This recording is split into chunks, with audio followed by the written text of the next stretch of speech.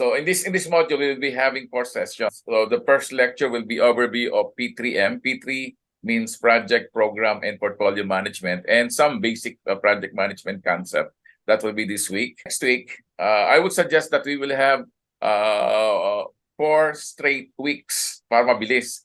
Ang problema lang kasi, if we will not continue, or yung momentum kasi ng ating pinag-aaralan nawawala kung napuputol. In a typical semester in TUP, as you know, we will have 3 to 4 months. Kaya malayo ang gap between lectures, which yung digestion ng mga concept ay nawawala. So I would suggest that we complete it within 1 month, 4 weeks. Sorry, ang second week natin, which is next week, we will discuss program and project management office. Sabi nga, this is an advanced module, so I'm expecting na yung basic project management you already have. And then yung lecture 3 natin, it will be excellence in managing projects, especially doon sa mga kasama natin o classmate ninyo na may mga business. This will help you in managing projects, especially multiple projects. And then lecture 4 will be continuous improvement in project, program, and portfolio management. With today's lecture, I'll be discussing yung overview of P3M in organization and briefly discuss yung IPMA Philippines. I'm the chairman. I'm the founding chairman of IPMA. That's why you can see dito sa aking background, IPMA Philippines International Project Management Association. I will also discuss yung importance ng inyong CM self-assessment. What's the application of that self-assessment na ginawa ninyo na sinadbit sa akin? Then yung global project management standards. Then yung main challenge ng isang project manager, especially sa mga baguhan. But by the way, I don't mind being interrupted. If you have some questions na gusto niyo itanong right here and then, itanong niyo sa akin. I don't mind about it. Mas maganda yung on the spot na-discuss agad natin rather than mag-wait tayo ng after few slides. And then at the end, medyo mahirap nang balikan yung slides na yun. Then we will discuss yung the role of project manager, project management concept, then importance of advanced project management in your career. And then the last portion is yung announcement natin. So let us start with the overview of P3M in organizations. So project, program, and portfolio management. So P3M in organization. So as you can see, it's sabi nga natin, if you're familiar with the WBS, work breakdown structure, let us start, di ba? Meron tayong tinatawag na work breakdown structure. Then it is from top to bottom. And when we get the detail, it is from bottom to up, di ba? Bottom up. Dito when it comes to project, program, and portfolio, it all starts with a business strategy ng isang organization. So dito from business strategy, then it will be implemented through portfolio. And then after that, it will be run by program management, especially for those multiple projects like SMDC, DPWH. So may mga program management din yan. Although it might be different sa terminology ginagamit, but in principle, they are the same. Then it will be project management, then operations. So makikita natin from the bottom, it is a business as usual. Normally, it is done by operations, maintenance. If you remember that, yan yung mga typical na business as usual. Most of the time, the projects are called capital expenditures. So yung operation, which is OPEX, operation and maintenance, that is OPEX cost. Then we have the CAPEX. CAPEX is capital expenditures. In a business as usual, meron tayong maintenance, but operation and maintenance. Anything na walang pinalitan, for example, sa mechanical engineer, I'm a mechanical engineer by profession, there are things that we need to change as part of our preventive maintenance and weathering mga replacement, mga ganun. As long as it is like to like, ibig sabihin, nasira siya, wala kang binagong design, it is like to like, it will be handled by maintenance.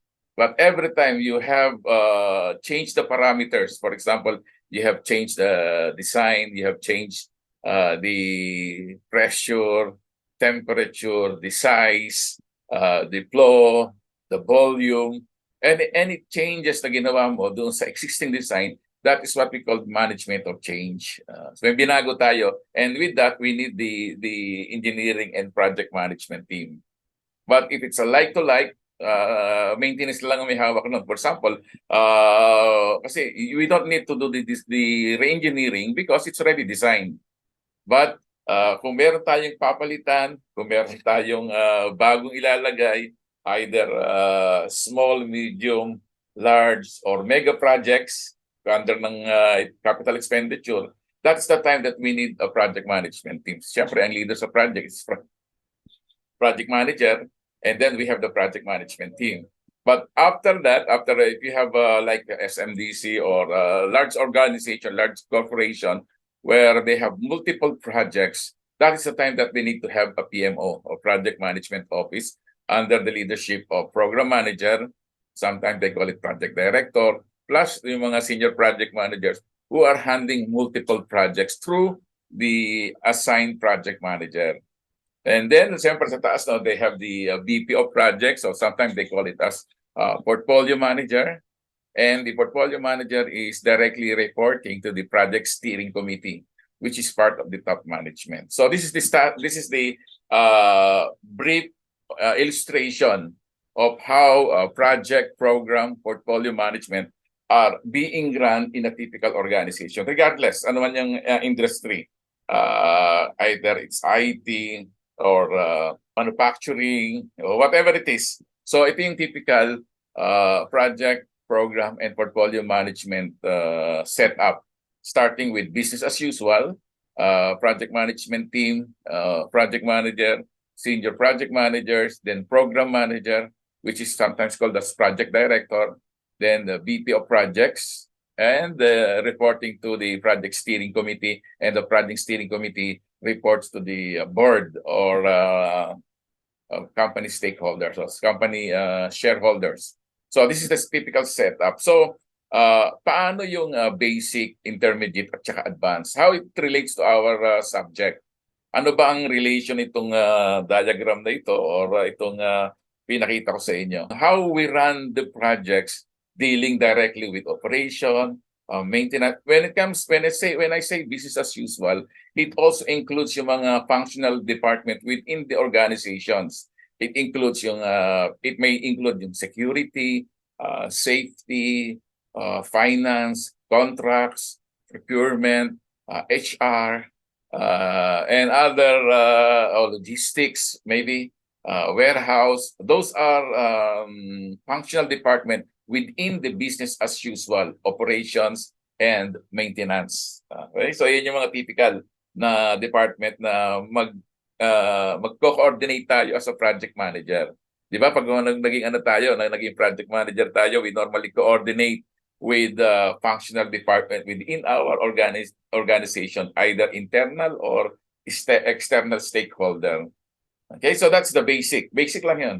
And then pangalawa is we have the intermediate, which is these are the team managing the multiple projects, or tinatawag nating project management office. These are the people who are sabi nga guiding the lower project management. So sila yung what I'm trying to say, kasi as a project manager, may mga parameters tayong tinitignan.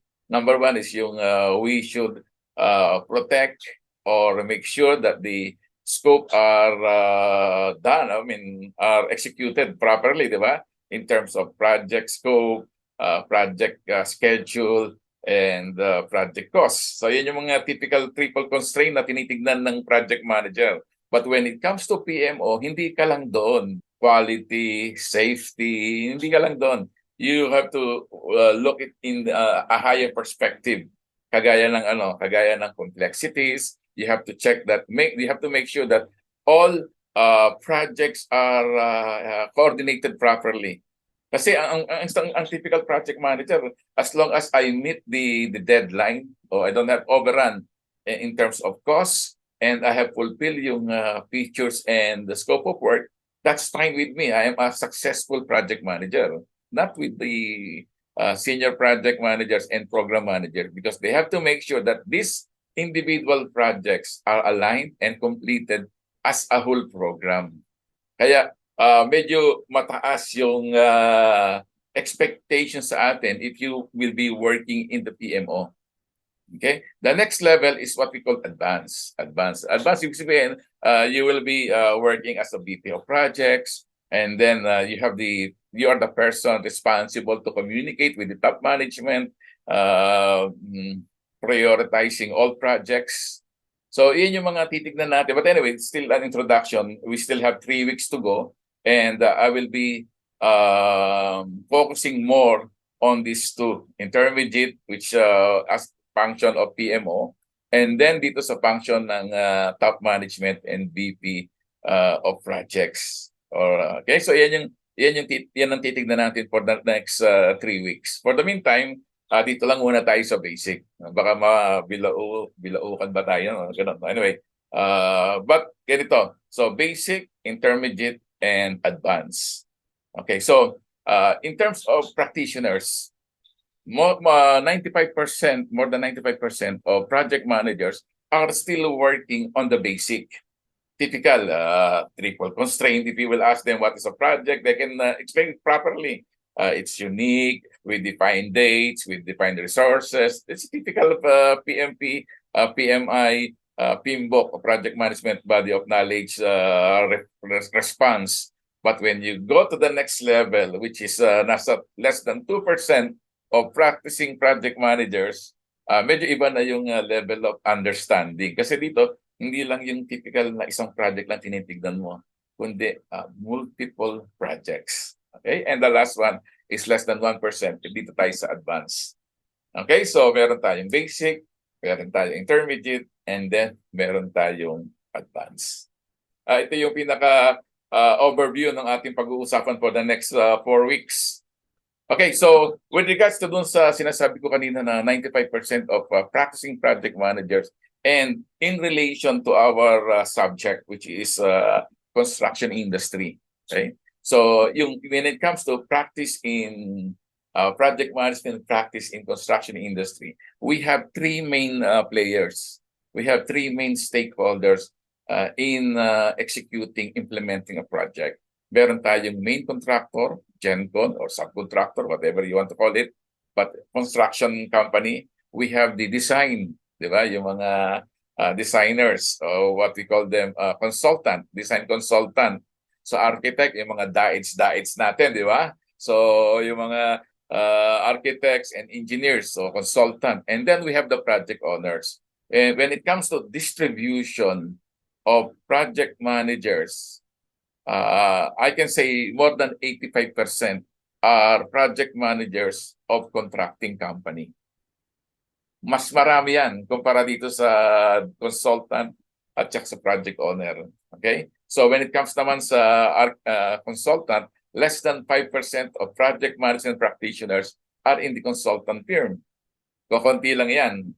And then less than 2% ang nasa owner side. Okay, anong difference niyan, Prof? Ang difference niyan, ang main contractor are service provider. Ang architect, consultant are also service provider. Pero ang project owner, they are the one who initiate, sila yung end user, sila ang hahawak ng buong life cycle ng project, ng facilities.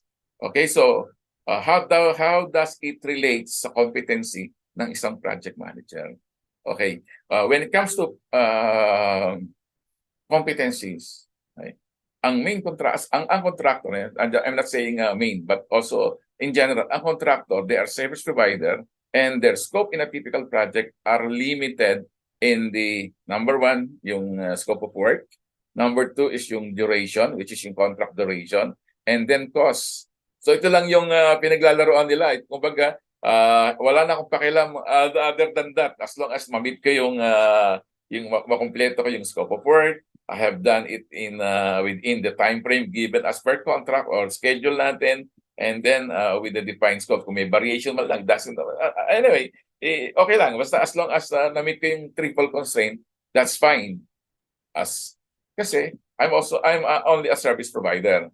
How about dito sa consultant o yung design consultant? The same thing. They are also a service provider. Yung nga lang, hindi sila construction but technology-driven industry. So meaning, ang role nila is to complete the project as per schedule, as per scope of work, and then as per cost. So same thing, pareho lang. At the end of the day, both main contractors and engineering designer, pag nakuha na nila yung final acceptance certificate and tapos na after completion ng project, we will issue provisional acceptance certificate. After 1 year, or after defect liability period or DLP, we will issue them their final acceptance certificate. And after that, wala na sila. Samantalang itong nasa project owner, hindi lang doon natatapos. Then, for example, you have to capitalize it. Sabi natin kanina, you have to capitalize the project. So meaning, you have to transfer yung capital expenditure into OPEX. Ika-capitalize mo na. Then you have to make sure that maintenance have their spare parts, they have the proper training, they have all the maintenance, yung mga preventive maintenance records nila. Because at the end of the day, wala na yung contractor, wala na yung consultant, ikaw na project manager, still responsible doon sa project na dineliver mo sa yung business as usual, which is operation and maintenance and other tinatawag nating functional department. So, Prof, anong ibig mo sabihin? So, what I'm trying to say, kung ang sabi natin kanina, balikan ko yung kanina. Ayan. Balikan ko yung kanina. Ayan. What I'm trying to say is if this is the skill sets o yung level of understanding o yung experience ng bawat isa, starting with the project manager, senior project manager, program manager, and portfolio manager, yung competency requirement is pataas ng pataas. Same thing din dito when we are in construction industry, starting with the main contractor, design, and then project owner. What I'm trying to say, kung ikaw ay project owner, dapat kabisado mo yung galawan ng mga contractor, alam yung mga pitfalls ng contractor, alam mo yung mga best practices ng contractor. Pag ikaw ay project owner, alam mo din ang best practices sa engineering design. Alam mo rin kung paano i-run ang engineering consultancy, and then you are qualified to become competent as you are qualified to be called as competent project manager in the owner side. Clear? So makikita natin, it doesn't mean na because a project manager ka, kaya nga minsan na when I talk to people, especially sa mga practicing project manager, pag sinabi niyang, kaya nga doon sa CM assessment niyo, di ba? Merong anong organization kayo are you working with? Owner side, consultant, or contractor? Because the reason why I put it, so that you can understand na tayo as a master, pag sinabing master we are called master in construction management, di ba? Kailangan alam natin yung degree of competency requirement ng isang project manager para sa contractor o contracting business, sa design, at saka sa project owner. And if you are working doon sa project owner, the more competency skills ang kailangan mo compare doon sa limited na contractor na scope, schedule, and cost. Same thing with, kasi dito, it is more about yung buong organization ang pag-uusapan natin, business as usual. Ang project owner, you have to deal with the LGU. You have to deal with, ikaw ang responsible dyan. Ikaw ang responsible sa finance. Kung government yan, ikaw pa rin ang responsible sa, maybe not to you directly, but your main input para sa budgeting, sa financing, strategy ng project implementation, and all those things. Ayan. Okay, so yan yung project management practice in construction industry. Balikan muna natin itong IPMA Philippines. Sino ba tayo? What is IPME Philippines? Ang IPME Philippines or International Project Management Association, we have a mandate to move our world forward in which all projects succeed. It's a non-for-profit organization, NGO, not-for-profit organization, which ang focus niya as a professional institution, more on the project, program, and portfolio management. We want everything. We want every project, either private or government, to succeed. And you can do that through training, certification, and marami tayong program at mamaya discuss kayo yung mga product and services that we are offering para sa public, including you. Kasama na rin kayo doon.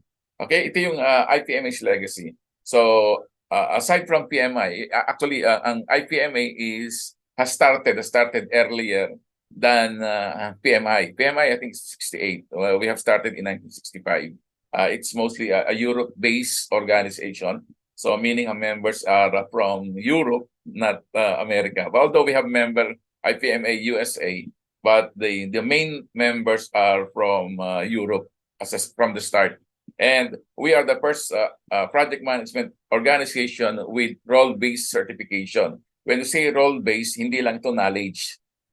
Diba? Experience, more on experience. Kaya nga dito, it's more about competency. Not knowledge, but not just knowledge, but also competency. When we say competency in IPMA, we equate it as knowledge, skills, ability, plus experience. Kaya nga makikita nyo doon sa ating self-assessment, ano yung knowledge mo, ano yung experience mo. Okay? So doon nagbabase ang iyong competency. Depende sa iyong knowledge, depende sa iyong experience. Okay, then we have the standards. We have project management standards for individuals, projects, and organizations. I-discuss natin yan mamaya. And sabi nga natin, we are focusing more on competence-based education. Kagaya nitong pinag-aaralan natin. One of the problem I have with PUP, which I understood naman, ang undergrad kasi, which is yung bachelor's degree, CHED have provided yung mga topic na i-cover ng isang eskwelahan for standardization. But when it comes to graduate study or graduate school, like itong master's degree, it all depends doon sa knowledge ng professor or course specialist. Walang, ito yung sa iyo, CM600. Then how you define yung advanced management, depende yan sa teacher. Depende yan doon sa professor, sa course specialist, kung paano niya i-define yung advanced project management. Kaya nga kung makikita nyo, my teaching is more on practice-based learning. Iba yung aking turo kumpara sa mga ibang nakikita nyo. Most of them are typical PMI, PMBOK. But for me, hindi natin sabi nga, PMI, PMP, it's good when you are looking for a job. But once you have a job, you want a practice-based, practical, best practice approach in managing projects, program, and portfolio. Okay, and that's my job for the past 32 years, yung P3. Diyan lang naman ako nagtrabaho eh. Although I've started as individual, I started my career as a designer, but umikot ako, hindi lang naman kasi ang project management is a multidiscipline. You have to go through with that process. Okay, so balikan natin. Itong global awards, we have global awards and recognition for individual and projects. Starting with individual, we have the Project Managers of the Year, which is globally held. And this year, it will be held in Spain. We have also Project Excellence Award for small, medium, large, and mega projects. Depende yan dun sa total cost ng project. And then we have the global event like in research. We have GECO for the IPMA Young Crew. Anybody who is 35 and below can join Young Crew, IPMA Young Crew. And now we are currently having 71 project management organization members.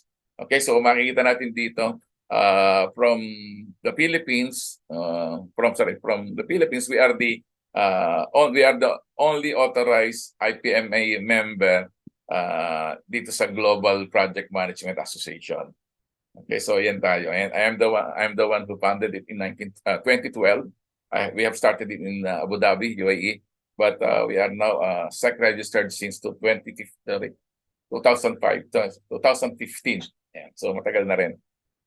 Yes, and we are actively participating in their international events and hoping one of our entry para sa Global Award will win this year, hoping sa Madrid. Okay, so these are the products and services we are doing within IPMA. From publications, we have the standard, and if you remember, I have sent you or I shared to you yung mga standard that are being published by IPMA, starting with ICB, Individual Competence Baseline, Organizational Baseline, and Project Excellence Baseline. We also have certification, professional certification individuals. So starting with level D for associate, level C for certified project manager, level B for certified senior project manager, and level A for project director. Then we have other related project management certification like Agile Leader, PM Consultant, and then PM Trainer. Okay, so the rest, just basahin na lang natin. Okay, so this is the example of what we are issuing to our certificates. We are authorized by IPMA Switzerland to issue IPMA Level D for Certified Project Management Associate.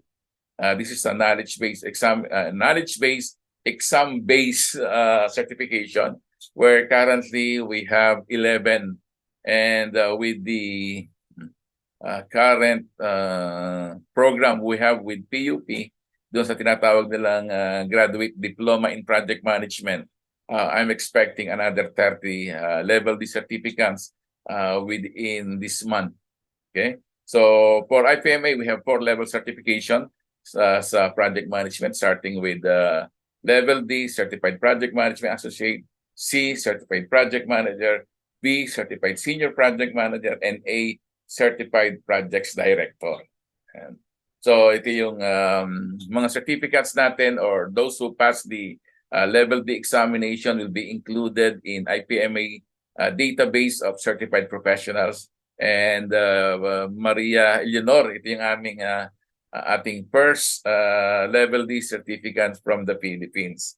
So currently we have 11, and hoping by this month we will have another 30 from PUP Graduate School. And I hope all of you take the level D, kasi ano din to, it's internationally recognized. Same like PMI. Ang ano lang sa PMI, they are knowledge-based certification. But for us, level D is a knowledge-based, which is associate. But level C, B, and A are competency-based certification. Paano yon? So, like PRC, ang PRC, meron tayong board exam. Yan yung pagka-graduate natin ng inyong college degree, pwede na kayo mag-take ng board exam, even wala kayong experience. But if you want to go with the next level of registration, doon na papasok yung ASEAN engineer, APEC engineer, where you are required to have 7 years experience, which out of 7, 2 years responsible in charge. Okay, then you have to submit a report and attend a panel interview. And that is how competency-based registration is all about. Ganun din dito sa ating level C, B, and A. Those are a typical European competency-based. And natin that APEC engineer, ASEAN engineer was established by the Commonwealth countries. Yung Washington Accord was initiated by the Commonwealth countries, meaning andyan yung UK, Australia, Canada, US, New Zealand, ano ba? Anyway, there are 6 or 9 Commonwealth countries. So, ayan, kaya yung ASEAN, APEC, they are competency-based. The same thing approach sa level C, B, and A ng IPMA. Okay, so we have the Global Award for small, medium, large, and mega-sized projects. And hoping that we will win sa susunod na this year. So aside from that, we have the cooperation, strategic cooperation with corporate, and dito sa Philippines, we have started with CTE, dun sa telecom, working with Dito, Globe, and PLDT. So we are starting to work with them. We have trained their personnel in the project management. Kagaya ng tinuturo ko sa inyo. So these are not experience-based, practice-based learning, kagaya ng sinishare ko sa inyo. And this is the current partnership we have with PUP. This is called the Graduate Diploma in Project Management, where yung ating mga graduate will be, we will give them a chance to take the IPMA Level D certification. And if they pass, it will be considered as their final examination, and they will be awarded with Level D, and they are included sa ating certified professionals ng IPMA. Okay? So we also conduct a public corporate training, and we have started this for many years na. I sent you yung form, word form of CM self-assessment. And dito, it was based on CMAA, Construction Management Association of America, where they have 10 knowledge areas. And if you will notice, this is also the basis of MSCM subjects. Okay, alam niyo, I have started teaching MSCM in 2012, so matagal na rin, almost 11 years na rin. And when I started teaching sa OpenU ng PUP, I have noticed na sabog yung kanilang knowledge areas, yung mga topics sa yung mga modules. So I have recommended na gumamit tayo ng isang pattern na acceptable not only in the Philippines but also internationally. So since that construction management ang tinuturo natin, so we have to stick with what CM Association practice. So yun nga, I have referred yung CMAA, and out of that, we have 10 knowledge areas that includes project management, cost management, time, quality, contract, information, BIM, HSE, health, safety, and environmental management, risk management, sustainability, and then program management. So ito rin yung ibinigay ko sa inyo. And I would like you to check anong level kayo in terms of knowledge and experience. So ito yung scale from 0 to 10. 0 is having no knowledge, no knowledge yung 0, hanggang doon sa 10 na acknowledged expert and with depth knowledge, understanding of this topic across industries and internationally. So makikita natin dito from level 0 hanggang level 10, ang question dito is nasaan na kayo in terms of knowledge, experience of the 10 knowledge areas which the industry have highlighted or have pointed out as the mandatory knowledge areas ng construction management. Project, cost, time, quality, contract, etc., etc. Okay? So, I'll just take this an example. It was submitted by one of your classmates. Ito yung kanyang assessment. He's still young, so wala tayong problema doon. But however, sabi nga, in order for you to know, yung sabi nga, begin with the end in mind, di ba? Laging begin with the end in mind. Ano ang gusto kong gawin o ano yung gusto kong marating o what is my goal in terms of practice ng project management or construction management, starting of what I am right now in terms of knowledge and experience. So this is his honest response. And that's fine. Ganun din naman kayo di ba? So sagutin niyo yung sa tingin nyo ay tamang level nyo ngayon. And then, paano ko ma-assess kung nasaan na ako? Ano yung dapat kong marating as a practitioner ng construction and project management?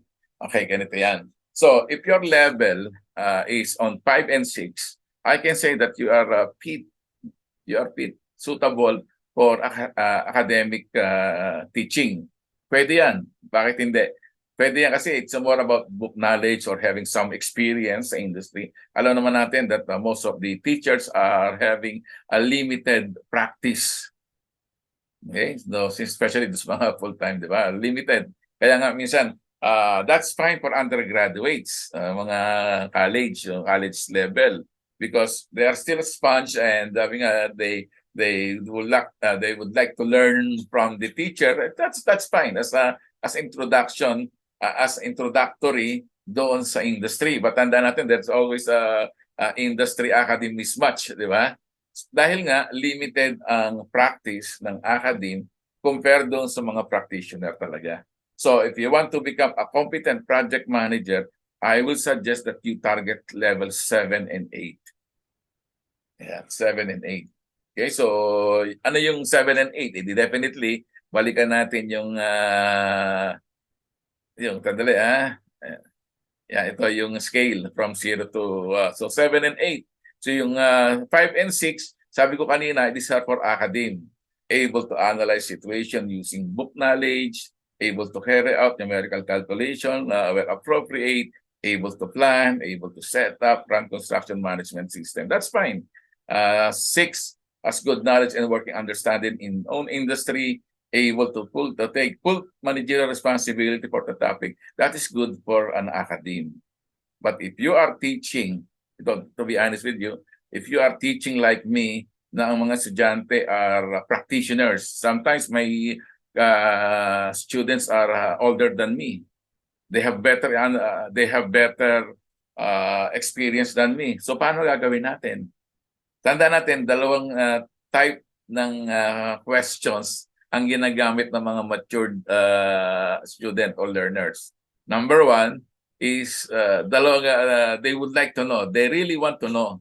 Yung talagang hindi nila alam, and that is an honest question. Pero marami din sa mga adult learners, especially yung mga practitioner, they are asking question not to learn, dahil alam na nila yun, but to test the knowledge and experience ng teacher, to gauge. Kaya nga, sabi ko nga sa inyo, if you would like to be an academe teaching undergrad, o yung mga tinatawag ng bachelor's degree, level 5 and 6, that's good enough for them. But if you are teaching mga practitioner, at least on level 7 and 8. And if you would like to be a consultant with advising capacity sa mga business owner, then you should have at least on level 9 and 10. 9 is having master's degree, 10 is on the post-masteral.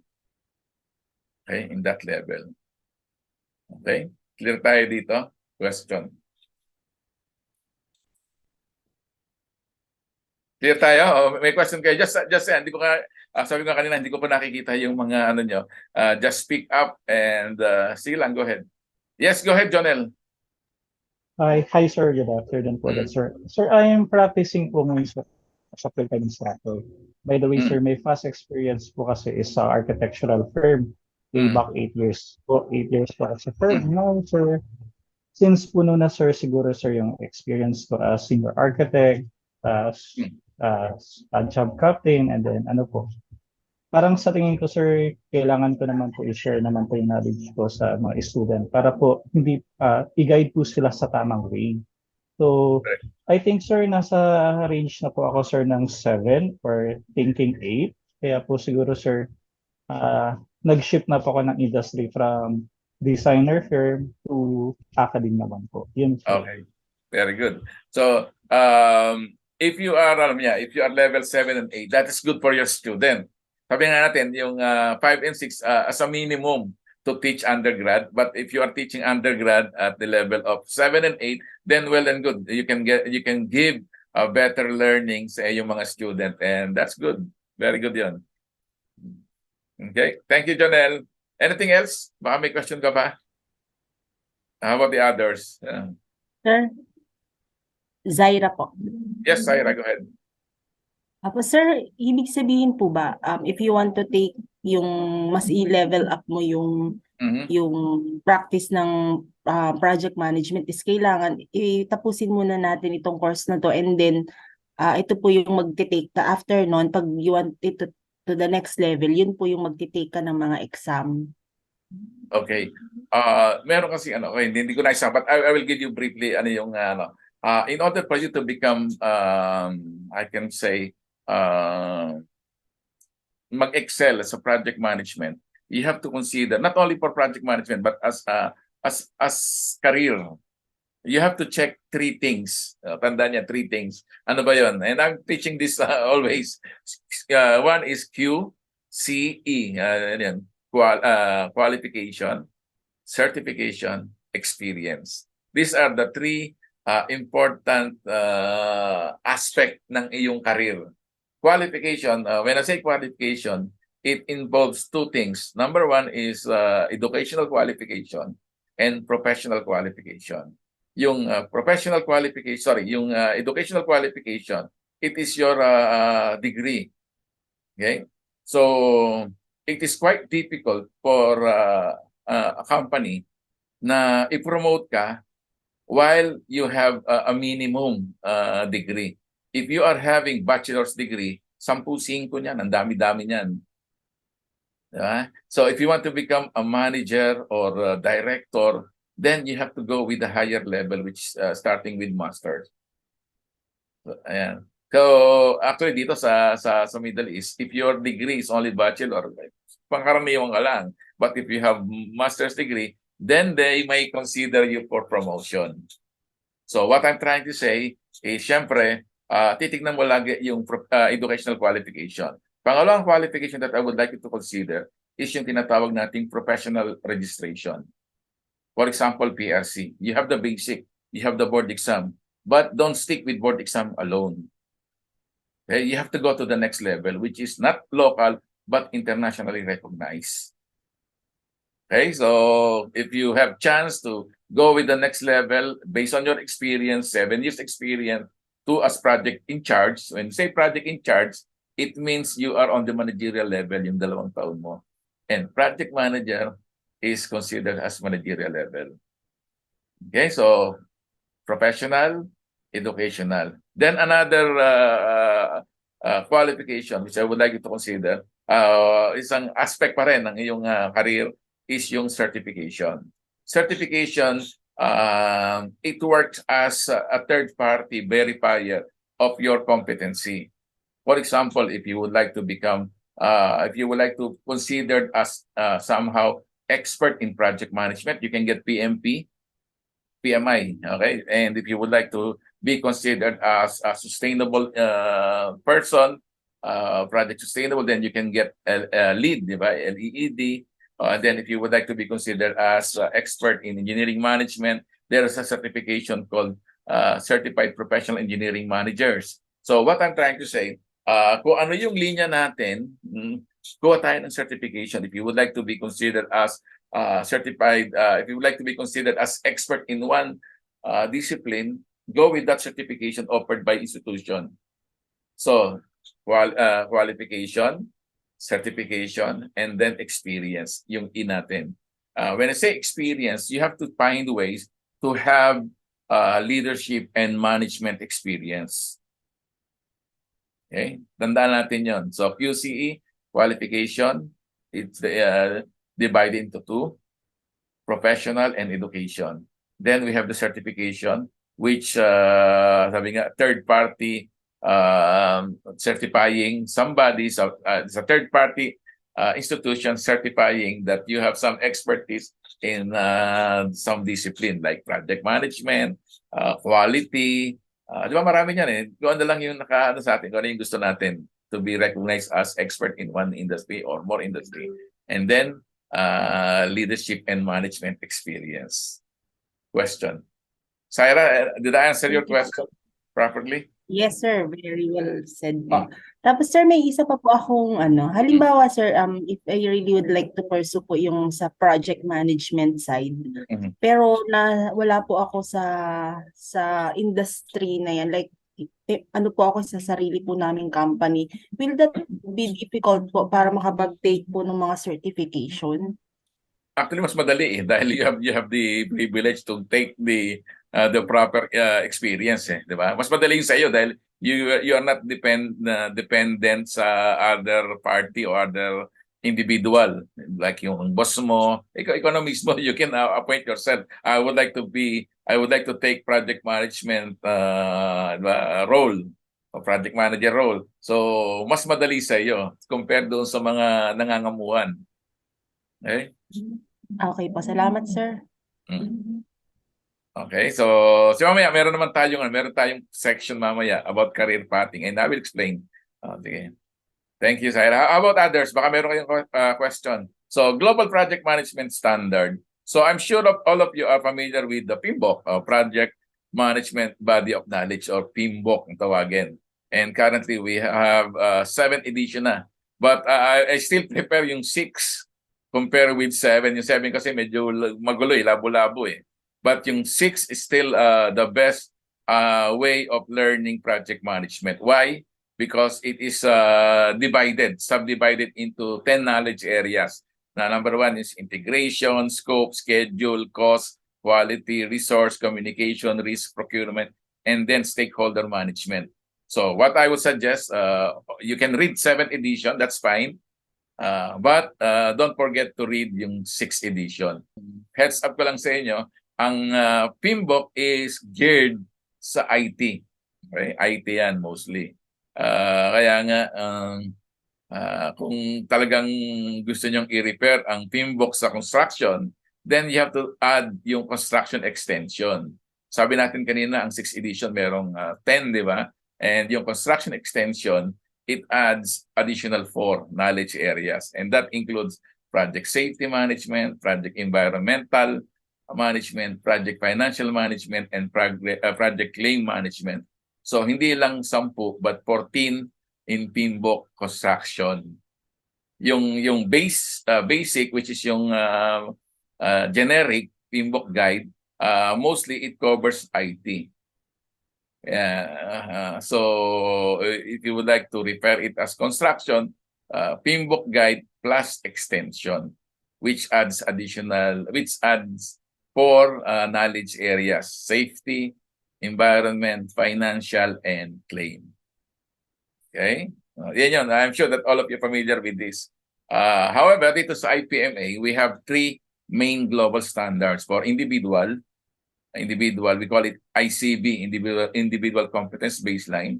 We have OCB, organizational competence baseline, and then project excellence baseline. So anong relevance nitong individual, organization, and project excellence? We are talking about in the perspective of global standards. So in order for you to become successful in a project, program, and portfolio, you have to consider 3 main areas. The organization who have started the project, yung owner, project owner, they are the organization. And then the people, the competency of the people, and the project excellence baseline, which is more on best practices. So if you want to become successful in running a project, in implementing a project, you have to consider these 3. Yung nagpapatrabaho, yung nagtatrabaho, at ang tinatrabaho. Okay? Organization, people, at saka yung projects. Best practices for the projects, competency of the people, starting with the leader, which is the project manager and his team, and then the organization. Kaya nga, organizational competence baseline, individual competence baseline, and projects and excellence baseline. So these are the standards which IPMA is having for the industry. Ang PMBOK is only on the projects, processes. Kaya nga, kung makikita nyo, most of the people who are PMP, they will tell you about processes, but not the competency requirement of people. And not about the organization. Kung magaling ka sa processes at hindi ka competent as an individual at yung organization is not matured enough to run the project, anong tendency nito? Still, kahit sabihin natin PMP ka, you will not have a successful project. Ede? And so yan yung these are the global standard for project management, and it's evolving. They may have other standards now, but ito yung pinaka-generic. Merong British Standard 6079 for projects. This is also an ISO standard. P2M, OPM3, it's also by PMI. OSCM, SACA, South African Qualification. PMI, PMDF, CDF, Competence Development Framework. Actually, if these two will be combined, then that will be better. It's equivalent to ICB. But for PMI, they're only using PMP as the main guide for their certification. And so then you have the APM book, Association of Project Management Body of Knowledge, which is ang APM is our IPMA United Kingdom. Okay, so again, this is the overview of the global standards of project management. So with regards to ICB or Individual Competence Baseline, which is now in edition 4.0, meron niyang tatlong perspective as a project manager.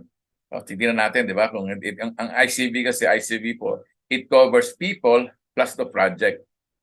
At saka yung party, pati na rin organization. Tingnan natin.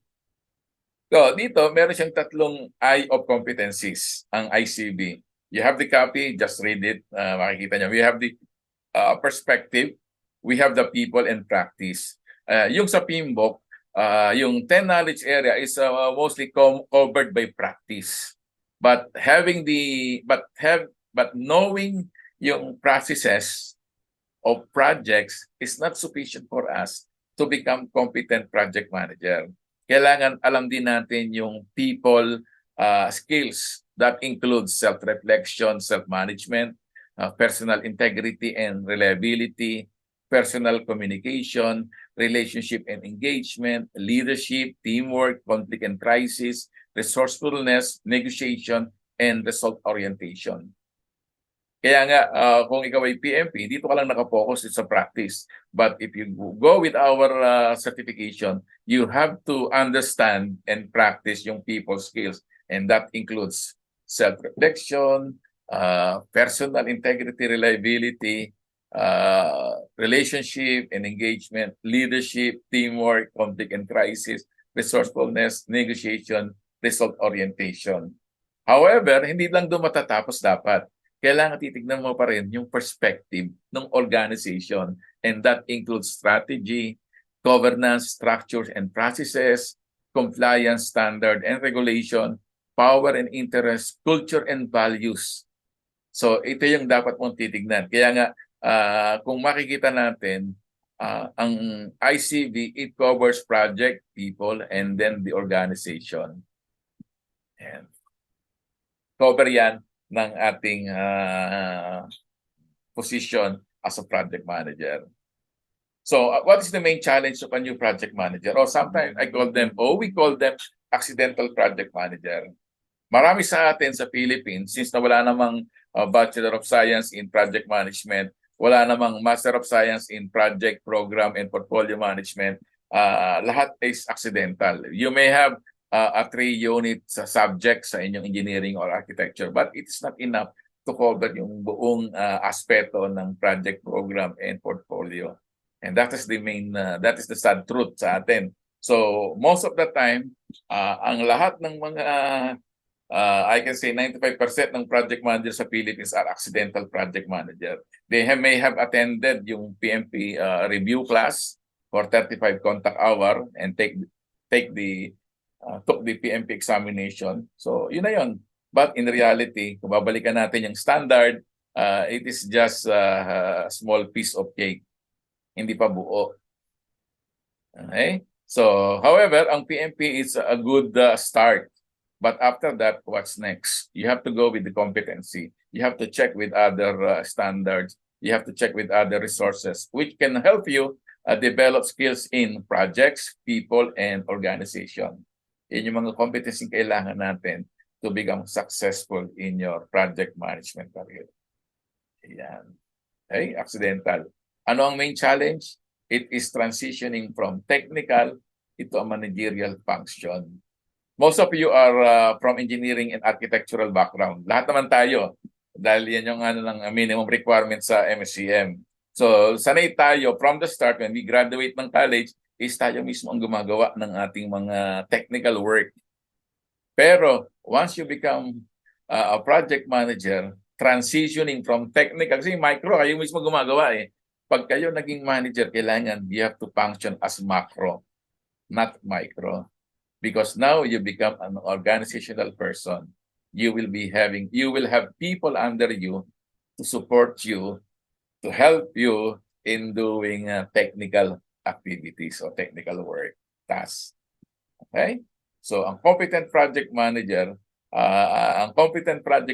hindi na macro tayo. Kita natin. Kaya nga, ang project management, meron tayong phrase na ginagamit as always, a mile wide and an inch deep.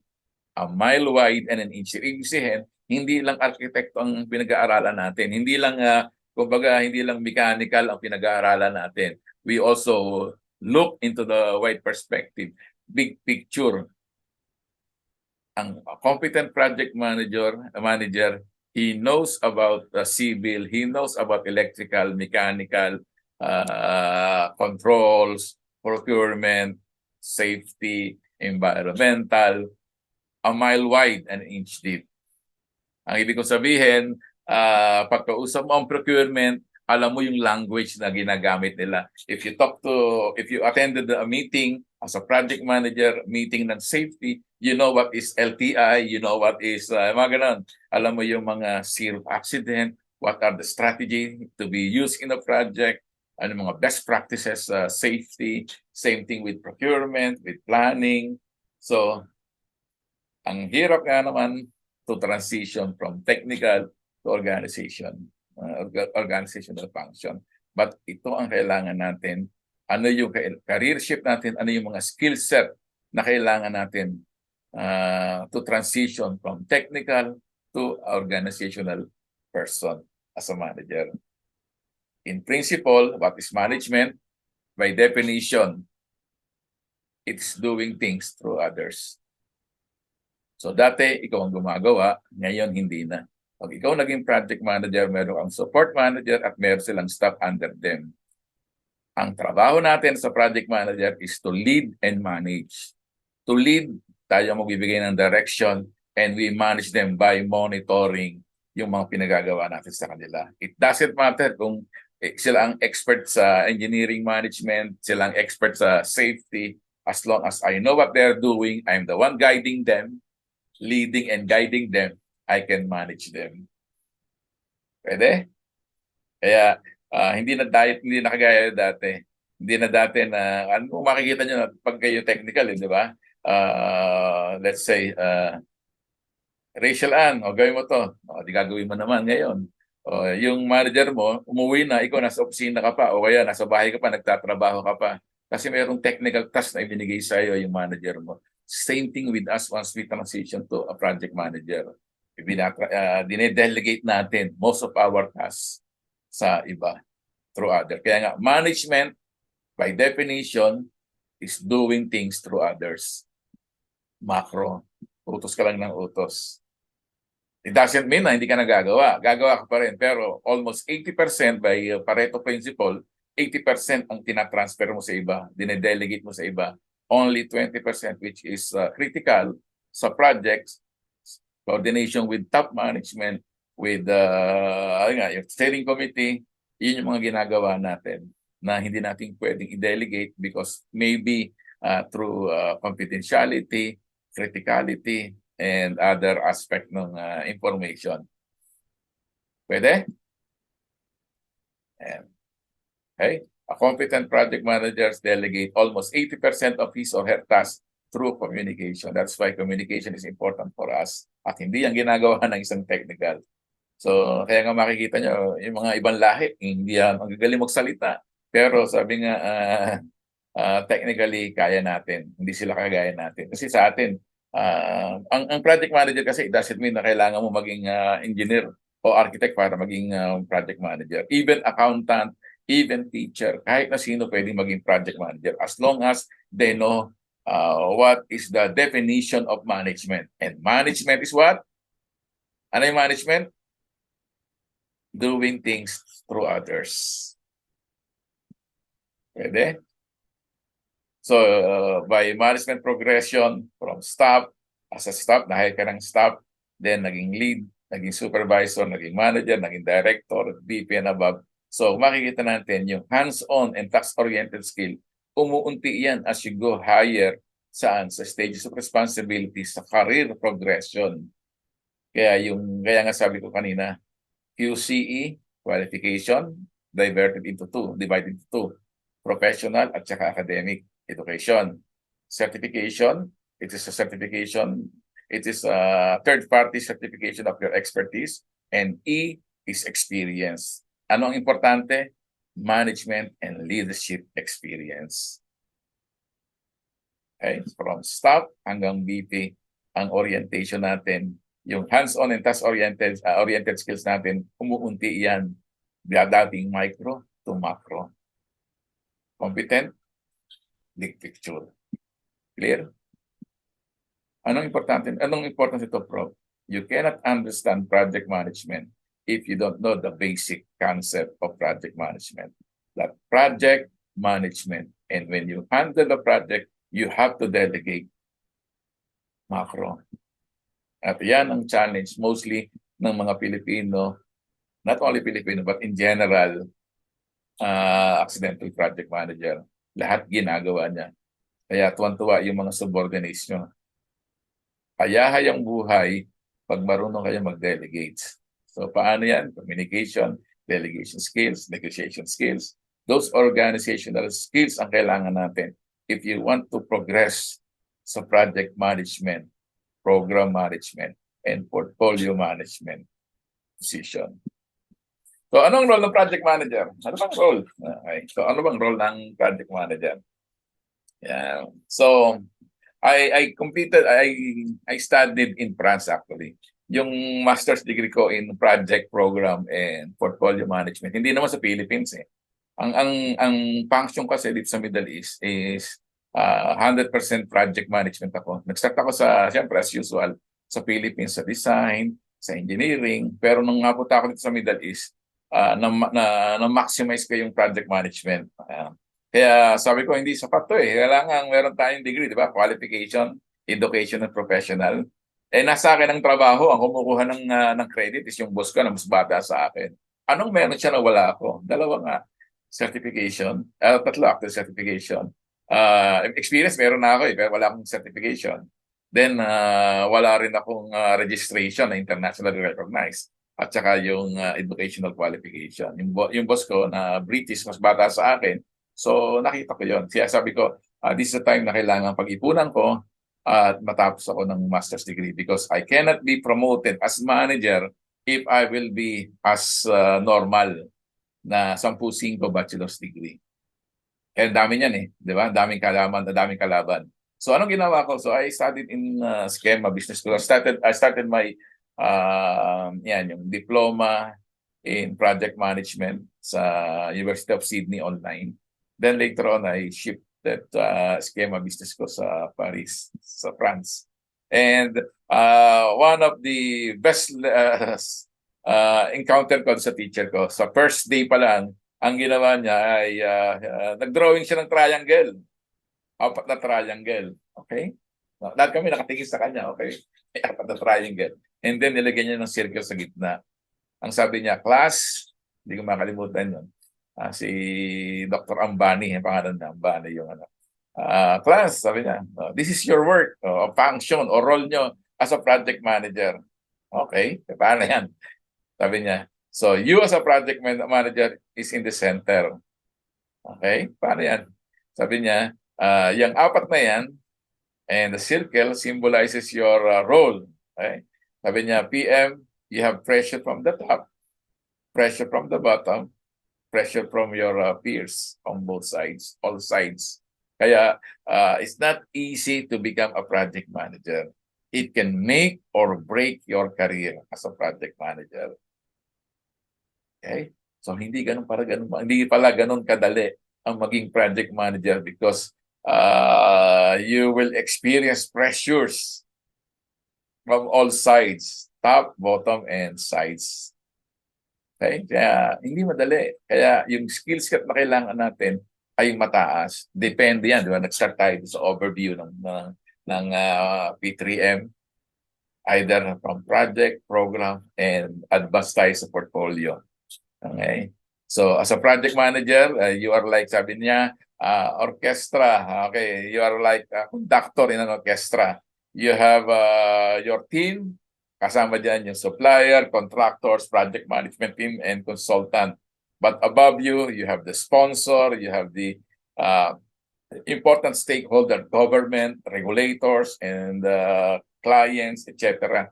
So, lahat sila nakatingin sa iyo. Lahat sila may pressure na ibinibigay sa iyo.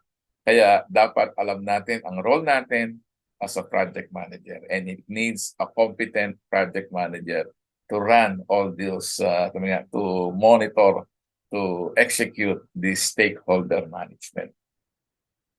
Project management can make or break your career. Okay? So, basic project management concept. Balikan natin, ano ba yung project management concept? What's a project? Sasabihin nila, a project is unique. No, that's good. It has defined start and end dates. That's good. It has defined resources, limited resources. Yeah, okay. It has specific objectives, features, or scope of work. It has to be planned, executed, and controlled. That's good.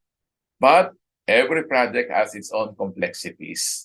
It might be technical, operation, resources, team, or combination of all of these.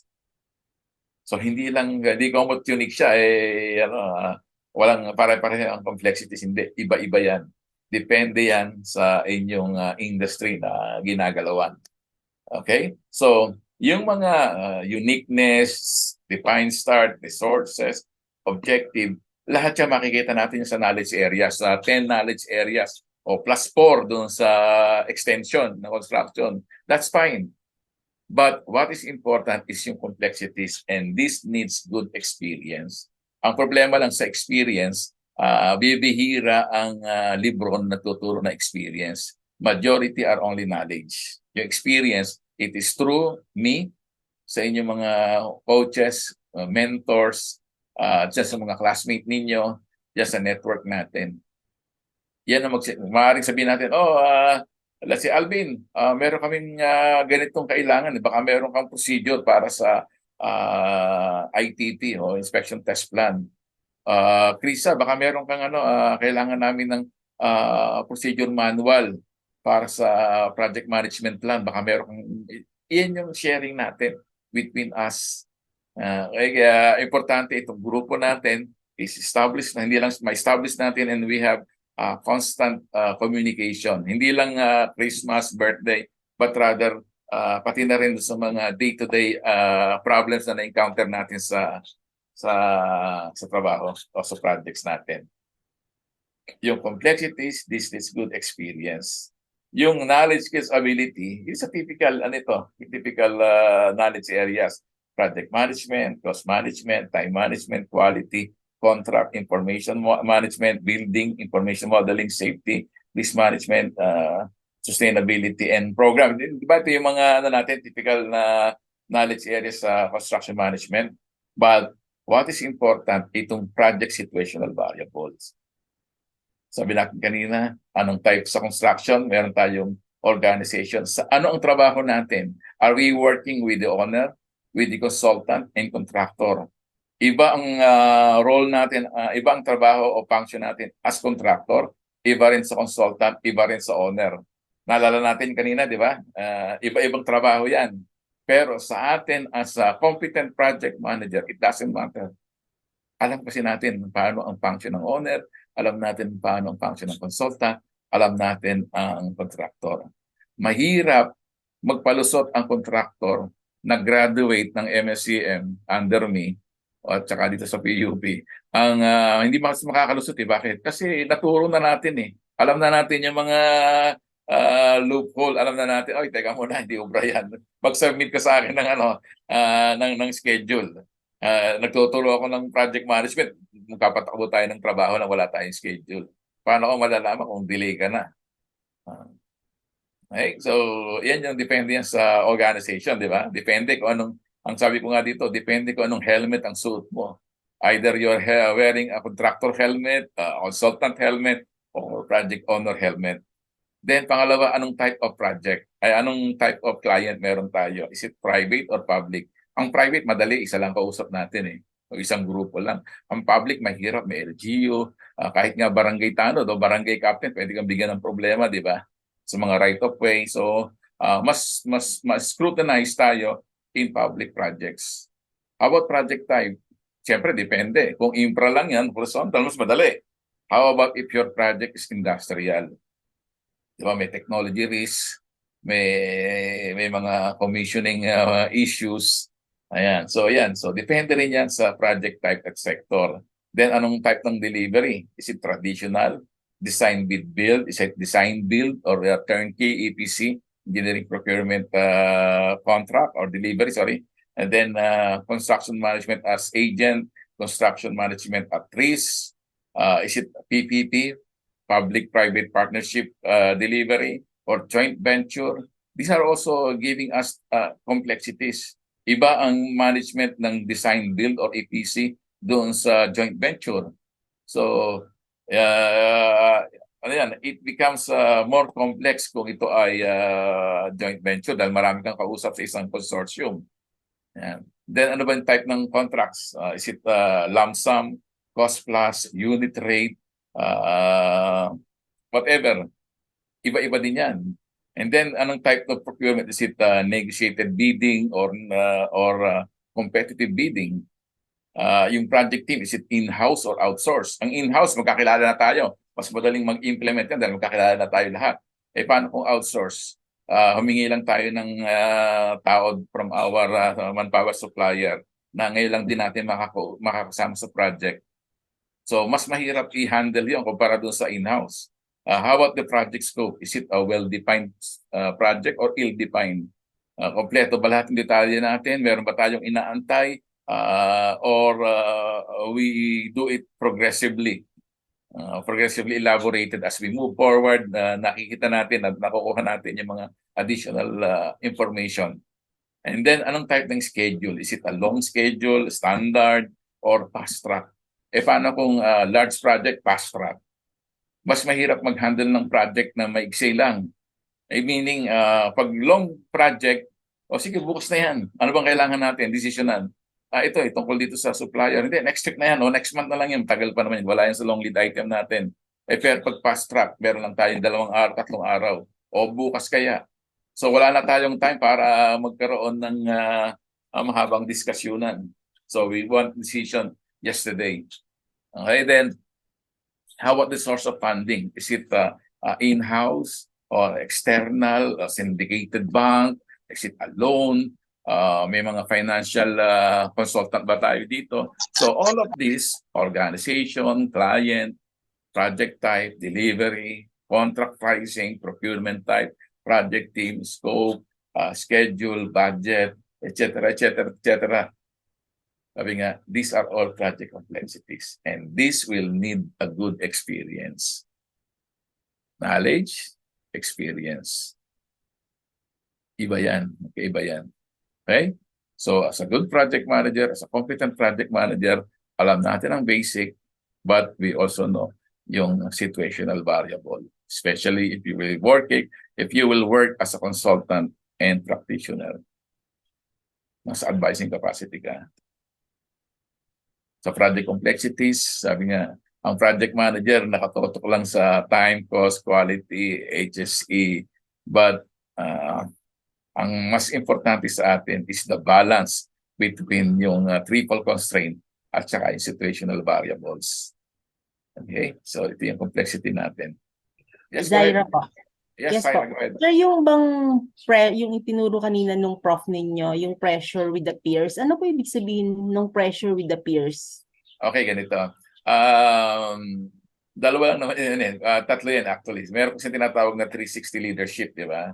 So, sa baba, ang tawag natin doon is subordinate, di ba? Subordinate natin. Ibig sabihin, they are reporting to us. Madaling mag-utos sa mga subordinates natin. Tama? Because they have to follow because you are their boss. Yes. Mas mahirap pagka-level natin. For example, ako ang project manager but I need some information, details, or decision from my level. For example, head ng accounting or accountant or head ng security head ng finance, yung mga peers ko. Di ba? Ibang, sa baba, subordinates, mag-uutos ako. Sa peers, ka-level ko, makikiusap ako. Di ba? Paano pag sa taas? Yung aking head, yung aking management, line manager, o kaya VP ng projects. So everything rises and falls on leadership. Di ba? Sabi nga ni John Maxwell, kailangan alam nating i-handle ang 360, subordinate, peers, at saka yung above natin. Clear? Clear, sir. Kaya mahirap maging project manager, especially kung meron kayong issues, individual issues, di ba? Yes, ito po yung naka-crush ka. Mas malakas talaga, sir, ang pressure with the peers talaga. Oo. Kasi ano yan, kumbaga ka-level mo yan eh. And they can give you good and bad reputation, di ba? O paano makakakuha ng buy-in? So titingnan mo ngayon kaya tinitignan natin lagi when we handle a projects, yung stakeholder management. Ano ang power and interest ng individual na yan sa ating project? He may have a good interest but less power, then hindi masyadong makakatulong. Kasi less power siya eh. But if he is a powerful person that can influence the project, dapat bigyan natin ng pansin yan. Priority natin yan sa ating stakeholder management. Pwede? Sige. Any other questions, Saira? How about the others? Sir. Thank you, sir. Welcome. Baka meron pa. Okay, may iya. Sige. So, yun. So, what do we mean by advanced project manager? Okay. Ang sabi ng dictionary, it's a verb, the act of moving forward as toward the goal. Ang synonym, advancement, forward motion, procession, progress, progression. Yan lang by definition of advance. Ayan. So, why we need to advance in project management practice? Bakit nga ba? Ano bang importance itong PM na to sa inyo as individual, as a practicing engineer and architect? So, ang importance nito is number one, through your career pathing. Why we need to advance? Because of your career pathing and self-fulfillment reason. Pangalawa, economical reason. May pera sa project management. At pangatlo, business reason. When I say may pera, hindi yan yung corruption. Hindi yan yung mga lagay-lagay. Hindi, wala tayo nun. But what I'm trying to say is by benefits, salary and benefits. And I will tell you why. Mamaya. Okay, so why we need to advance in project management practice? It is because first, your career pathing and self-fulfillment reasons, economical reasons, and then business reasons. Okay, nakita niyo na ba ito? Hindi pa. Career path. Meron ba kayo nito? O nakita niyo na ito before? Career path. Engineer, nasan ka na? Okay. May importance? Yes. Ano ang importance? Paliwanag natin.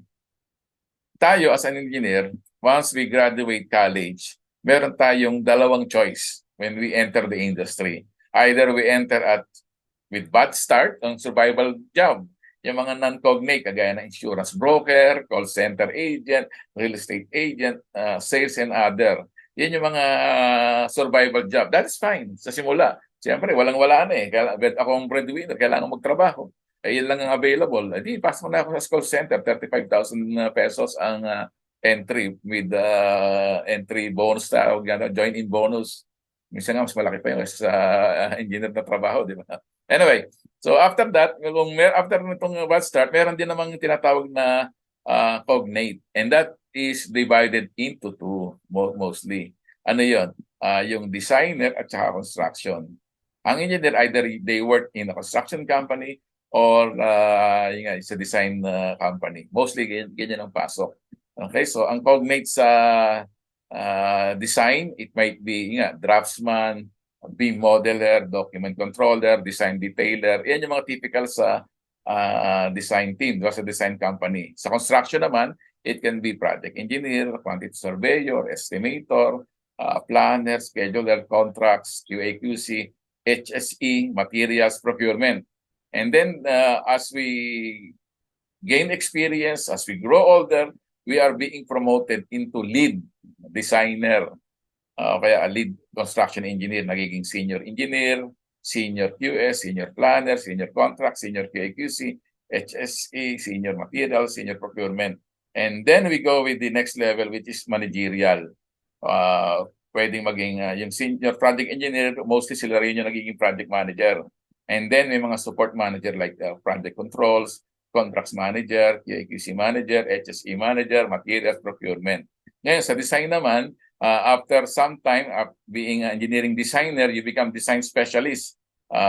Designer, magiging a civil design specialist, mechanical design specialist. Then after some time, you go with the next level, which is multiple design, lead design. Ano pa rin, technical pa rin. Yung nga lang, multidiscipline. Yung iba naman, those mga nasa design, they will take 24 units, masteral, hanggang sa naging professor na sila. Okay? Part-time. If you have 24 units, some universities or colleges will hire you as part-time course specialist. Then if you want full-time, then you must have a master's degree. Okay, then dito na kung makikita nyo, mayroong demarcation yan as technical function and managerial function. Itong project manager, engineering manager, dean of engineering, they are considered as managerial function.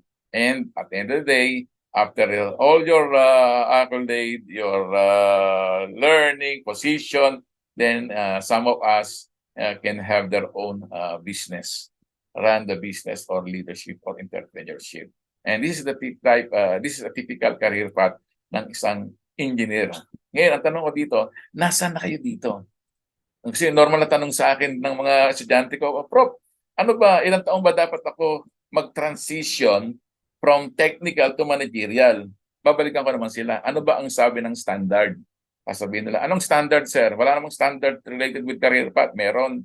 Hindi nyo lang alam. Ang tingnan ninyo, ano ba ang nasusulat sa APEC Engineer Guidelines, sa ASEAN Engineer International. Ang sabi doon, 7 years experience, which 2 are responsible in charge, meaning you are taking leadership and managerial in 2 years. So if your career, after having 7 years experience, and you are not in managerial position, sabihin sa inyo, late ba kayo? Pwede? Kasi yan ang minimum requirement ng third registration, ng second registration, yung mga competency based, ASEAN, APEC. So, ngayon, kung ang trabaho nyo after 10 years is project engineer pa rin, sasabihin ko sa inyo, you are late.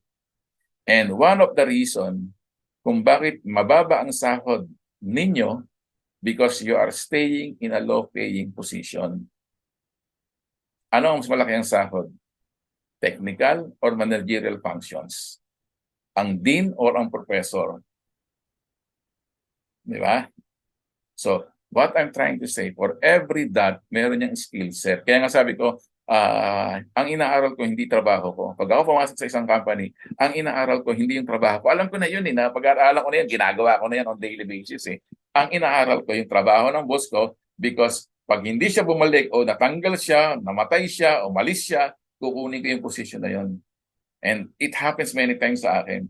Ang inaaral ko yung trabaho ng boss ko, because I would like to go to the next level. Pero may preparation yun. I have to go, I have to learn, I have to transition, lifelong learning. Okay, yan yung inaaral ko. Ano yung alam niya na hindi ko alam, at yun ang aaralin ko. And one indication that you are ready for that position is by what? It is pag ikaw ay nagiging reliever na ng boss mo. In addition to the function of project engineer, Mr. Roque Senga will be acting as a lead senior engineer or as a project manager. So pag mayroon ng mga ganyan, ipinuposisyon ka na ng company for the next level. Every year meron tayong assessment, di ba? Assessment tayo. At tanongin tayo, Alvin, okay, so ito yung performance mo. Ito, 1, 2, 3, 4. Okay, very good ka sa lahat ng iyong assessment. May question ka ba na gusto mong ilagay dito sa ating assessment form? Meron, sir. Ano yon? Pag wala ka sinabi, edi okay, next year, ganung posisyon ka pa rin. Pero pag sinabi mong, sir, may tatanong ako, ano ba ang plano niyo sa akin?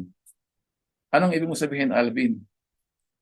Ano po ba ang plano niyo sa akin? Habang buhay na ba akong project engineer? Baka naman pwede ako maging lead construction engineer o multi-design, lead design engineer o baka maging project manager. Kasi sir, kung wala kayong plano sa akin, ako ang magpaplano sa akin sa buhay ko. Kung walang plano ang company sa akin, ako ang magpaplano para sa buhay ko, sa career ko. Hindi po pwedeng habang buhay magjowa tayo. Kailangan may kasalan din, di ba? Tama ba 'yon? Rachel Ann?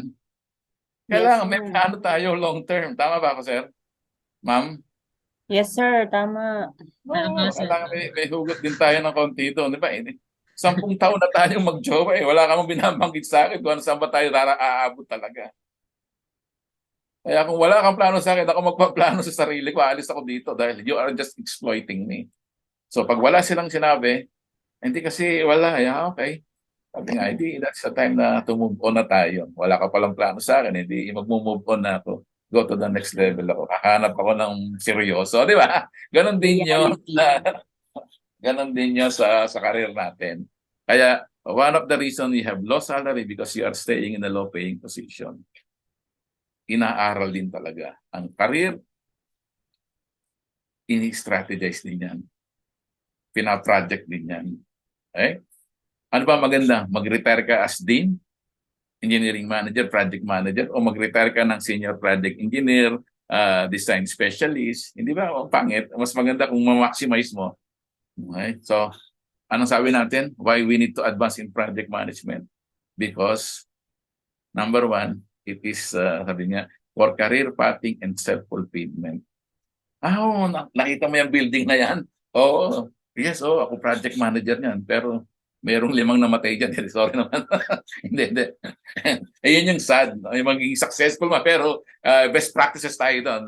But anyway, what I'm trying to say is magandang mag-retire na nakuha natin yung top position ng isang engineer, which is project manager or engineering manager. Sa academe naman, at least dean of engineering. Mas maganda kung doctorate, naging university president ka pa. Okay, this is for engineer. Paano yung mga architect? Architect, kaya na natin, puro drawing naman yung mga yan. Hindi, joke lang. Joke lang. Okay, ang architect, ito naman sa kanila. Baka magalit sa akin si So, ito rin, sa architect naman, meron tayong non-cognate at saka cognate. Yung mga non-cognate, survival job, ganun pa rin, insurance, real estate, call center, sales, etc., etc. So, however, in order for you to become globally competitive as architect and engineer, you have to look at 3 management concepts: design management, construction, and commercial. And one of the problem I have with architects, mga practicing architects, ay pag sinabi kasing construction, medyo, ayoko yan, pang-engineering yan. Hindi. Dapat hindi ganon. Tandaan natin that there is a higher level of architects. Ano yun? Managing at saka executive architects. And dito, itong mga ito, kung makikita natin yung transition, kasi sinasabi ng mga ng mga architects, UAP o whatever it is, hindi, pang design. Design kami, that's fine. That is good for young. Pero as you grow older, kayo pa rin magagawa. Kailangan, sabi natin, ano ba yung management? Doing things through others. Pagtrabaho natin yung mga technical. Tayo mga manager, tutulog na tayo ng alas 10. Kasi pag tumatanda, alas 9, puyat na di ba? So, titignan natin lagi yun. No? Teka, so from entry, okay, design muna tayo. Pero habang umakit tayo sa career path natin, kung makikita niyo yung design, lumiliit, dumadami ang construction and until na mas marami na ang commercial. One of the problem with construction or built environment ay kulang sa commercial management. Diyan magaling ang mga civil. Pagka-graduate, walang experience nagtayo ng company. So, after 1 year, 2 years, logo yung company, balik sa Saudi. Punta na ng UAE. Kasi nga, kulang sa managerial, kulang sa commercial. Okay? Kaya dapat tayo, as a competent project manager, alam natin yung commercial. Tama ba ako dito, Prof?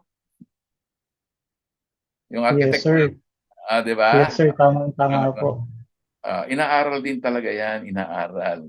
So, yan, pwede natin i-share yan sa mga estudyante natin. Actually, ito ang kailangan ng organization. Bigyan ng career path ang mga estudyante, ang mga batang graduate para alam nila, ay, dapat pala progressive ako. Sabi mo nga kanina, di ba? Kailangan may plano. Hindi pwedeng jowa-jowa lang. Kailangan pangmatagalan. Di ba? Ganon din yan sa career path natin. And one of the reasons why you have low paying, why you are having low salary because you are staying in a low paying position. Dapat alam natin kung nasaan na tayo at ano tayo after next year, 2 years, 3 years, sabi nga, strategically plan. Pwede? But sa atin, balik muna tayo dito sa advance tayo dito eh. So begin with the end in mind, ang focus natin dito. So lahat ng yung proseso dadaanan natin. It doesn't mean na from here, jump tayo sa project manager. Hindi. Kailangan aralin natin yung mga iyan in order for us to become effective. Hindi ka makakapag-lead and guide kung hindi mo alam ang trabaho ng project engineer, hindi mo alam ang trabaho ng planner, ano ba ang best practices, ano ba ang magandang plano. Ako nga, sabi nga namin sa mga contractor namin pag nagsabit ng schedule, anong klaseng schedule yan? Sabi ng boss ko this is garbage. Sakit yun sa contractor. If project owner kami, it doesn't make sense. It's garbage. Ganun. Kaya dapat ikaw, alam mo rin kung ano yung magandang project schedule, alam mo yung tamang paggawa ng estimate, etc., in order for you to become effective project manager, engineering manager, or a dean. Alam mo yung proseso ng mga yan. Okay? Yan. So, career type, meron yung apat typically. Linear, spiral, transitory, steady state. If you waste your time, you waste your life. Bakit? Kasi nga, nag-stay ka dun sa mababang posisyon, di malit ang sahod mo. Talo ka ng mga project manager. It doesn't mean na magaling sila technically. No? Magaling sila sa organizational skills. They can communicate, they can delegate, they can negotiate. Sabi nga, in life, sabi nila, which is true, you will not get what you deserve. You will get what you negotiate. Parang pag-ibig din yan, di ba? Kailangan magaling kang mag-negotiate. So, ganun din yan sa ating career. Kailangan magaling tayo mag-negotiate. Di ba? So, kung ang role mo sa iyong career ay transitory, minsan engineer, minsan supervisor, minsan engineer, minsan supervisor, transitory ka, hindi mo alam anong talaga position mo. Kasi wala kang career path. Ganon din sa spiral. Engineer ngayon sa isang project ay supervisor, sa kabilang project is lead, foreman. Hindi ganyan. Dapat ganito tayo. Linear or steady state. Those, ganito. Anong relevance nito? If your function is on the design, sa consultant, it has, ang advantage kasi ng design, meron silang longer job security. Because design, they can handle multiple projects. Not like kung nakadedicate ka lang, which is kagaya ng project manager, you will go project to project. But you will gain a better skills and experience if you are working in a project. Yung nga lang, mas less job secure yan kumpara dun sa design. So what I'm trying to say, if you are working in a design, you become a steady state expert. Yari, yung engineering manager. So engineering manager can handle multiple projects.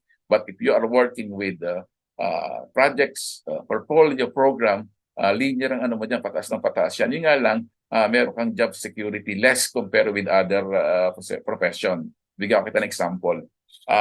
When pandemic hits, I was reporting directly to CEO ng ADNOC. ADNOC is the Abu Dhabi National Oil Company. I'm the only Filipino reporting sa CEO team. Ang tawag sa amin is Shuruk team. That is the elite team ng ADNOC refining sa company namin. And nung pumutok ang pandemic ng February, by March, tinerminate na kami after 1 month. Bakit? OPEX, CAPEX. Ang OPEX, kumikita ng pera. Ang CAPEX, walang pera. Paano kung walang customer? Walang manufacturing, walang production. Di wala, terminated kami lahat na consultant, terminated kami malalaking sahod. Sabi nga, by best decision na din. No? First approach, tanggalin ng mga expenditure, which is CAPEX. Ang project namin either canceled, hold, or deferred. Yun lang naman yan . Buti naman, ay kagandahan sa akin, alam ko tong career path, di tinanggal mo ako dito, meron ng business. Lilipat lang ako dun sa visa ng business ko. Okay? So yun yung, hindi lang ako basta ordinary OFW. I am an OFW, but I have my own business run dito sa Middle East. I have multiple income. Okay, so anyway, so yan yung career natin, career path natin. Ayan, sorry. Goal na itong aking slide. Ayan. Ayan. So, linear, steady state. Titingnan natin, nasa na ako ngayon sa inyong career path. Why we need to advance project management, career path, fulfillment. Di ba? Solve na natin yan. Clear tayo dito. Yes, sir. Sir, how Oh, can you say po na yung isang action mo is too aggressive for that career path?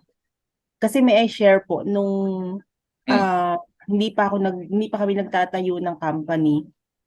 Isang company lang po na yung pinasukan ko, maliit na construction company, tapos napalaki namin siya. For 11 years andun ako. So, ang unang pasok ko sa kanila, sabi ko, gusto kong maging part owner. So parang kaya ako po natanong kanina kung ano yung peer pressure na dalawang side talaga agad yung bumibira sa'yo. That sabi nyo nga, nagka-crush. Yun talaga yung major na magka-crush sa'yo eh. Papaano po masasabi dun sa mga beginners natin as project manager na too aggressive po yung pag-hit mo ng career path mo? yeah. Is it a good thing or a bad thing na too aggressive ka? Ang project management kasi, sabi nga, stressful yan. It can make or break your career. Ibig sabihin, ang project manager, these are a skill set na ito yung profession na hindi pwede sa mga mahihina ang loob eh. Kailangan malakas ang loob mo talaga eh, di ba? Malakas ang loob, sira ang tok-tok, sabi nga nila eh.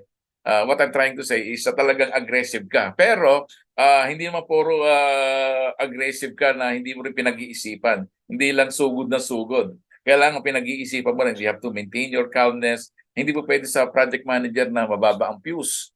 Kailangan, kumbaga, yung emotional quotient mo, kailangan ayos din. IQ mo, EQ, yung EQ mo dapat balance lang din. Kasi ganito, lahat ng tao nakatingin sa iyo. Pag ikaw ay madaling magpanic o kaya madali kang magalit, for example, let's say yung fuse ng yung rating ng fuse mo is let's say 1 ampere lang, putok agad. Hindi po pwede sa project manager, marami kang makakaaway. Kailangan, huwag namang masyadong mataas, sunog na yung bahay, hindi ka pa pumuputok. Kailangan, balanse ka lang din doon. What I'm trying to say is, you have to be, sabi nga, ini-strategize mo din. Hindi lang puro ganito. Bigyan ka example. I've been handling many people, especially ganito. There are times na ako ay kinuha ng company na mag-interview ng aming kailangang tao, resources, manpower resources. And most of the time, pag Pilipino ang ini-interview mo, okay, ganito. Siyempre, may mga marurunong talaga. Okay, fine. Pero mamaya babalikan ka niyan.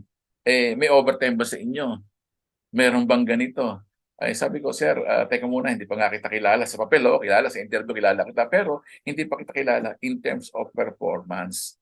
Kailangan magpakita ka muna at if you are deserving, why not?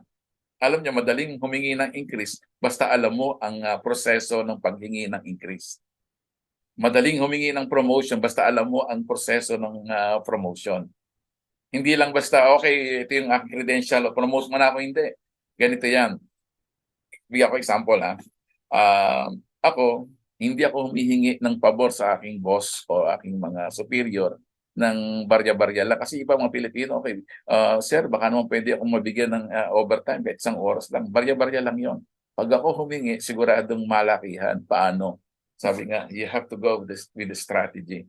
Okay, anong kailangan mo? Pag gagawin ko yan, lahat ng kailangan mo, report, sige. Until such time na naging dependent ka na sa akin, ibig sabihin yung mga major decision, major report ay nagdidepende ka na sa akin. There are times na kailangan mo ang dokumento sa akin, especially for management. Ibibigay ko siya with the best document na ibibigay ko sa iyo. Pero pag natanggap na yon at pumasa na, isa lang ang sasabihin sa iyo. Okay, for example, John, can I ask you something? Ano yung Roque? Come to my office. Pero nabigay ko na yung report, pasado na nagustuhan na ng management. You see, I've been here for quite some time. Baka naman pwede mo akong tulungan para sa aking promotion.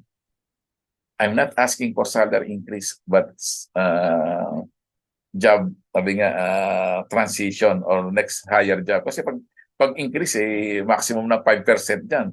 Pero pag change of position, minimum 20% yan. So, what I'm trying to say, inaaral din yan. Okay? At the end of the day, it's about relationship. Nang pumasok ako sa ADNOC, ako lang ang Pilipinong project engineer. Okay? Lahat, Indiano, lokal, sa UAE, iba't ibang lahi. Ano mo ginawa ko? Ang ginawa ko is kumuha ko ng common ground. Anong common ground? Doon sa company namin, merong Toastmaster. Alam, Toastmaster, yung over to you, yung mga ganon, yung mga Toastmaster public speaking group. Sumali ako doon. So, anong nakita nila? Na si Roque, na bago, Pilipino, is not a threat. And with that, I have rapport. I have the relationship. So, yung mga member ng Toastmaster are manager, lead engineer. So, pag pupuntahan ko na, dahil siyempre nakakasama ko sa regularly every Tuesday. Every Tuesday ng gabi, doon sa Toastmaster. O di pagpunta ko sa opisina niya, PM Abdullah, can you help me on this? Yes, PM Roque. So what I'm trying to say, it is up to us. Ang iwasan lang natin na maging arrogant tayo. Kasi para kabigyan, depende ang paano ka mag-approach. Ang approach ko hindi, hindi, ganito. Ang ginagawa ko is, let's say, Rachel Ann, I need your expertise. Can you help me on this? So merong pakiusap. And with that, nawawala yung threat, nagiging close kayo until such time na tutulungan ka rin niya, babaka pa niya. So again, it is stakeholder management pa rin yan, part ng stakeholder management. It is part ng communication. Anyway, aralin natin yan next time. Nasagot ko ba? Yes, sir. Sige. Okay. Tuloy lang natin. So again, basic, intermediate, advanced.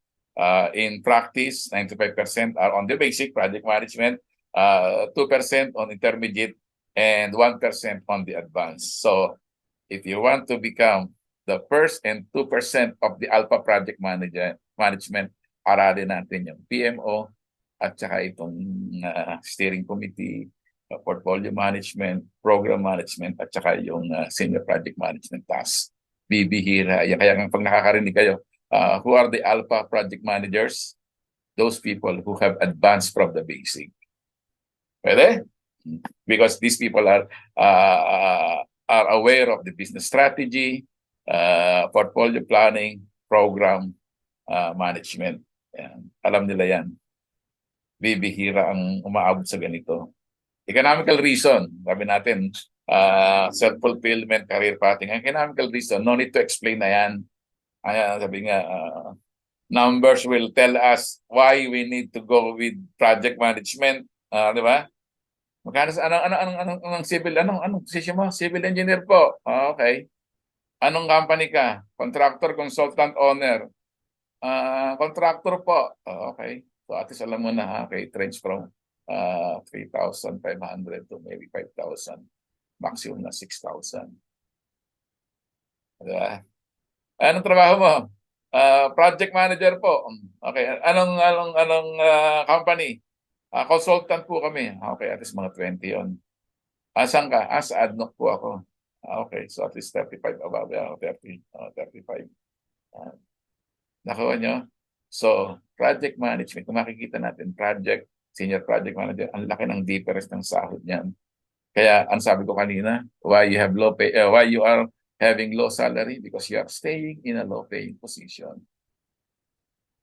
Pag kayo sa assessment, puro ka naman assessment, tinalala ko nga nung sa Batangas, I started my career in AGNP sa Batangas, sa Bawan. If you know that, that's good. Yung Bawan, Atlantic, Gulf and Pacific.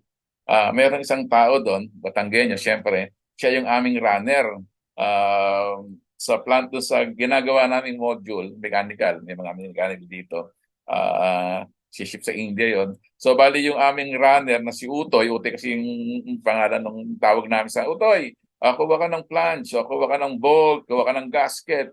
Ilan yung supervisor na kanyang sinusuportahan every day. Hapon, bibigyan na namin sa kanya yung request, then kukunin niya yun. Bukas ng umaga, naka-ready na lahat yun. Kaso minsan, may mga pahabol, doon siya nagagalit. Nagagalit si Utoy. Kasi utos ng utos nga naman eh. So, isang araw, after weekend, pumasok yan ng Monday. Doon sa helmet niya nakalagay, puro utos, puro utos. Doon sa helmet niya, kaya mahirap na iyan na kami mag-utos. Tapos sa likod nakalagay, wala namang increase. Baka naman ganun nangyayari sa atin. Nauutusan lang tayo na nauutusan, nai-exploit tayo without considering yung next level position natin. Masarap maggabi nga. If I'm having 8 hours per day na I'm getting 42,000, ikaw 8 hours per day din, only taking 14,000. Ano ang diferensya? It doesn't mean na magaling ka sa akin o magaling ako sa iyo. Alam ko lang ang diskarte. Alam ko lang yung career path. Alam ko lang yung skill set. Pwede? Kaya economics will decide why you need to advance in project management. Pwede? Pangatlo, business reason. Basic, intermediate, advanced. Okay? Business as usual. All of this, lahat tayo nagpa-project, meron yung business perspective. Okay? And dito, yung organization strategic goals. So ano ba yung pinag-uusapan natin? Ganyan pa tayo daldal ng daldal dito, Prof. Project management, program management, portfolio management. Lahat yan is aligned sa strategic goal ng isang organization. Nag-i-invest ang corporate for capital expenditures sa project, sa program portfolio to take the benefits out of the project, program, and portfolio. If you want to become elite, dapat alam natin yung PMO, role ng project manager, senior project manager, project director, VP of project, portfolio manager, at saka yung project steering committee. I want you to become 1 or 2% alpha project manager. Okay? Hindi lang tayo nakakumpine doon sa triple constraint, cost, schedule, and the scope of work. Basic 'yon. Dapat we have to go higher. Bakit tayo? Hindi yung paano ba ginagawa yun? That is basic. Ang tanong diyan dapat, bakit? Bakit tayo may project? Anong reason? Anong business case nito? Ano ang return of investment nito? Ano ang ROI yan? Anong ROI niyan? Ano ang NPV niyan? Ano yung mga details niyan? Bakit kailangan natin? Ano ang threat? Ano ang risk management natin dito? Diyan tayo papasok sa intermediate at saka sa advanced. Hindi sa tama na yon yung pang pimbok-pimbok na PMP, yung mga upload, mga basic yon. Dapat we have to go higher. If you want to become 1 to 2% alpha project manager, go tayo sa intermediate advanced. Project, program, portfolio, lahat yan may business benefits. Lahat yan nakadeclare sa business case. Okay? Aligned to the organization's strategic business objectives. The company's project portfolio represent the entire investment in projects and program. Ayun. Why these are important? Because it's part ng business ng ating organization. The project owner has the capacity to start and stop a project. Dapat alam natin bakit mag-start, bakit tayo mag-stop sa project. Okay? At tayo, alam natin yan because we are competent project manager. Yan. Pwede? Clear. So, ang ICB, meron yung tatlong partition or division. Perspective for project, program, portfolio. If you are working as a project manager, ano yung strategy related with projects? Kung if you are working as a senior project manager, and program director or program manager, there's a different perspective in strategy. Titingnan natin yan. And then, same thing with portfolio. Ang ICB for ang IPMA, meron ng ganyan. Ngayon lang, aaralin natin Kasi iba yung para sa project, iba yung para sa program, iba rin yung para sa portfolio. Alignment of vision and mission. Why we need to advance project management? Because it is related with business. Dalawa yan lagi ang strategy. Strategy to line activities, business as usual, operations, and then strategy through capital expenditure. OPEX, CAPEX, projects, program. Clear? Mission, vision, the present, we have the strategy for the future based on the strategy on projects program, and then line activities through business as usual. Strategy, alignment of vision and mission, strategy through business as usual, and through project program management as the whole portfolio. Yung pag ang capital expenditure natapos natin, meron tayong project deliverable, i-transmit natin yan, ita-turn over natin sa operation, which is will be part of business as usual. Then we go to the next project, and then we go to the next program, then we go to the next portfolio. Clear? Kasi minsan nakikita lang natin sa project management parang ang babaw parang before basic lang. Meron pa palang higher level, which is yung program and then yung portfolio. And sad to say, dahil nga wala tayong BS in project program and portfolio management, wala tayong master in project program or portfolio management, nalilimit lang tayo dun sa mga project which is considered as basic. Pwede?